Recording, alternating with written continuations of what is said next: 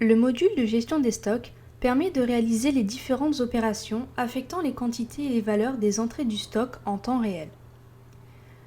Je peux créer ou modifier les articles et références du catalogue dans l'onglet Stock ou dans l'onglet Réglages, puis Mes familles. Dans l'onglet Stock, je peux cliquer sur Ajouter article, puis compléter les informations du nouvel article. Ou je complète les informations d'un article existant en cliquant sur l'icône flèche, puis sur l'icône 3 petits points pour modifier cet article. Lors de la création ou de la modification d'un article, je pense à indiquer le stock mini et maxi, ainsi que le délai de réapprovisionnement, car cela permettra de visualiser les articles dont la quantité en stock est insuffisante et donc risque de manquer, ou ceux dont la quantité en stock est excédentaire car supérieure au stock déclaré comme maximum. Je peux indiquer également le fournisseur principal de cet article. Il sera créé automatiquement si c'est un nouveau contact. Puis je termine en cliquant sur Confirmer. La fonction de gestion des stocks permet de mettre à jour le stock initial des produits ainsi que d'enregistrer les entrées de produits consécutives à des bons de livraison émanant des fournisseurs de l'entreprise.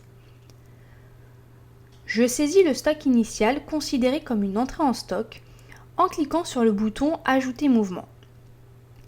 Pour saisir un mouvement de stock, je saisis successivement le type de mouvement, la nature du mouvement, la date du mouvement d'entrée ou de sortie du stock, la quantité en entrée en stock, ainsi que le total achat hors taxe. Je termine la saisie par Confirmer.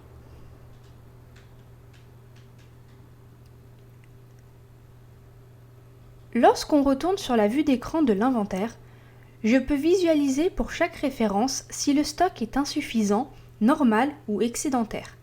Je peux trier de multiples façons l'entête de la colonne à trier. Lorsque je réalise un ticket de caisse ou une pièce de recette avec un mode d'encaissement et le ticket ou la pièce est validé, le stock de l'article concerné est automatiquement mis à jour avec en valeur de sortie le prix moyen unitaire pondéré de la dernière entrée. Dans le cas d'un avoir ou d'un ticket avec une ligne négative ou d'une inversion de ticket ou d'une inversion de pièce, les quantités sont alors intégrées à nouveau dans le stock de l'article concerné. Les sorties de stock visibles dans les mouvements précisent à la fois la date de la pièce ainsi que le numéro de pièce.